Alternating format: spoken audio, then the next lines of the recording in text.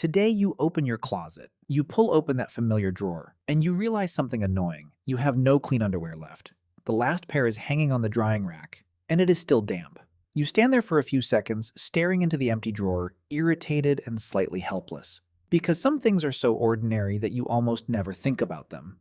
Until the moment you do not have them. So you do what any modern person does. You open your phone, and within a few taps, thousands of options are in front of you. Boxers, briefs, trunks, cotton, seamless, sports underwear, thermal underwear. Some are sold in cheap multi-packs. Some are so expensive that when you see the price, you start wondering if they can do their own laundry. Today, you can choose the color, the size, the fabric, the cut, a pair for work, a pair for the gym, a pair for traveling, a pair for sleeping, even a pair for doing absolutely nothing at home on a day when leaving the house feels like too much effort. But that is when a strange question appears.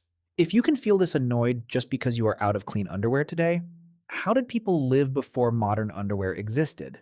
Before elastic waistbands, before sewing machines, before soft cotton, before stores sorted everything by size, before anyone had a drawer in their bedroom just for small pieces of clothing like this. What did people use to protect their bodies? What did they wear when they hunted, when they worked, when they rode horses, went to war, walked through cold weather, dirt, sweat, and insects? You might think underwear is just a private little thing. A bit funny, not exactly something worth turning into history, but the history of underwear did not begin with fashion. It did not begin with sex appeal either. It began with a group of very real problems that the human body has always had to deal with, and the need to protect the most private parts of the body when humans had to step out into the world. In other words, underwear is not just something hidden under your clothes. It is one of those quiet inventions that helped human beings feel more comfortable inside their own bodies. The earliest forms of underwear looked nothing like what you wear today. There was no elastic, no clean stitching, no logo, no packaging, no model on a billboard. It was just a piece of hide, or a piece of cloth,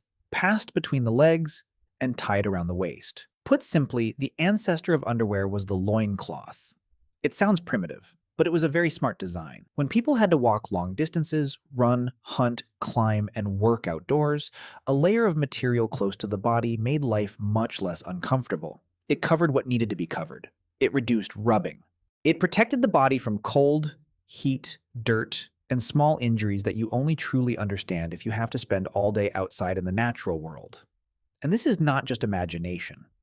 In 2016, a research team led by Neil J. O'Sullivan analyzed mitochondrial DNA from the leather clothing of Ötzi the Iceman, a man more than 5,000 years old who was found in the Alps. They found that Ötzi's loincloth was made from sheepskin. That detail is small, but it changes how we look at this object. More than 5,000 years ago, humans already had something very close to underwear. Rough, practical, made not to look good, but to protect the body in a world far more uncomfortable than your bedroom. After the loincloth, the story began to follow the way people lived. In ancient Egypt, the hot climate made linen an ideal material. People used light pieces of fabric wrapped around the waist, easy to move in and well suited to the weather.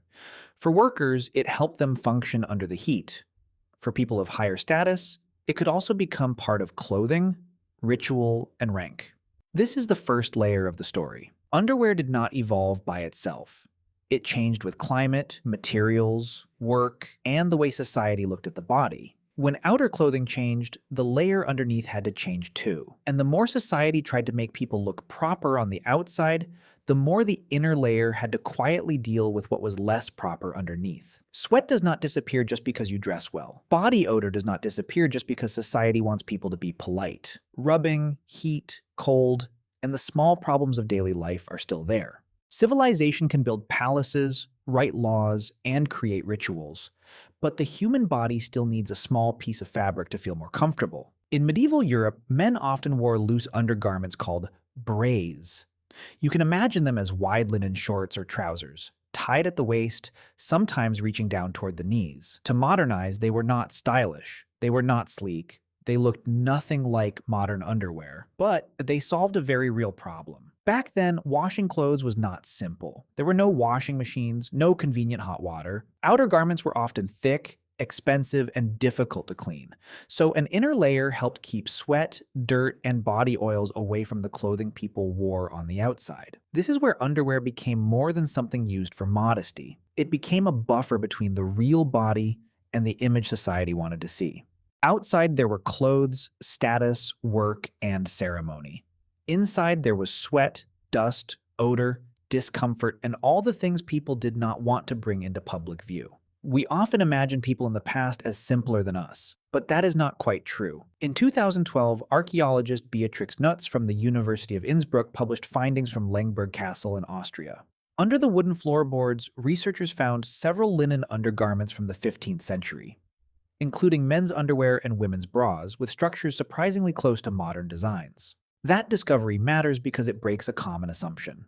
People in the past were not just awkwardly wrapping cloth around their bodies. They were thinking about support, coverage, hygiene, and practical comfort. They were not less sophisticated than us. They simply lived in a world with different materials, different technology, and different problems. But the history of underwear is not only a story of comfort. At one point in European clothing, a piece of fabric at the front of men's garments was used to cover an opening that needed to be covered. At first, it was purely practical, but then humans did something humans often do with clothing. They turned something meant to hide into something meant to show. That piece of fabric became more noticeable, more exaggerated, and at times it became a very visible symbol of masculinity. This is one of the stranger turns in the history of underwear. Something born from modesty was eventually pulled into public view to attract attention. And from there, you can see that underwear is not only about the body, it is also about ego, status, gender, and the way people want others to understand them. For women, the history of underwear moved in a different direction. For long periods, women did not wear underwear in the same way we think of it today. They wore long dresses, chemises, petticoats, and many layers of fabric underneath. That may sound strange now, but in the context of that world, it made sense. When a dress was long, heavy, and built from multiple layers, taking everything off and putting it back on during daily life became a real problem. So some forms of women's undergarments may look unusual to modern eyes, but in their time, they were practical solutions. Underwear was not only about covering the body, it was also a way to handle hygiene, movement, modesty, and the limits created by the clothes people were expected to wear. Then the 20th century arrived. Sewing machines improved, mass production became easier, cotton became more accessible, elastic became better. Stores began selling clothing by size. Advertising started turning a small item in a drawer into a product with personality. In 1934, Arthur Niebler of Coopers received a postcard from the French Riviera showing a man wearing a short, fitted swimsuit. That image helped inspire the jockey brief. In 1935, Coopers began selling the design on a large scale, and it quickly became a sensation. Briefs were shorter than boxers, more fitted, more compact, and they offered more support under modern clothing. From there, men entered a debate that is still alive today. Boxers or briefs? Loose or fitted? Comfort or support? It sounds like a small question, but really it is the modern version of a very old question.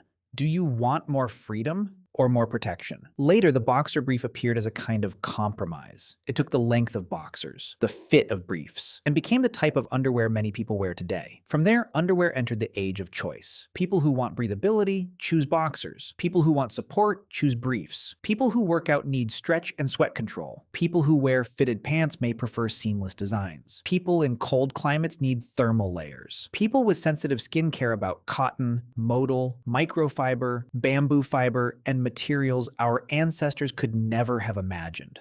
Modern underwear no longer only has to cover the body, it has to be soft. It cannot dig in, it cannot leave marks, it cannot feel too hot, it cannot show through clothing, it cannot make you want to adjust it every 5 minutes. This small hidden garment now carries more expectations than ever, and that is the most interesting part. A coat can tell people about status. A uniform can tell people about work. A dress or a suit can tell people about taste. But underwear tells us about the part of being human that people least want to talk about. That the body needs protection. That the body sweats. That the body has odor. That the body gets uncomfortable. That the body is never as perfectly clean and controlled as civilization would like it to appear. Maybe that is why underwear is both important and hidden. It is not small because it does not matter. It is small because its job is to deal with problems society does not want to stare at for too long. So the next time you open your drawer and pick up an ordinary pair of underwear, remember that it is not just a piece of fabric. It is the descendant of leather loincloths,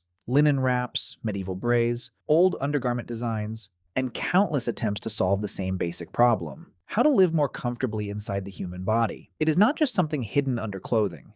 It is proof that civilization was not built only with palaces, wars, writing, or great inventions. Sometimes civilization begins with a small piece of fabric placed exactly where it is needed.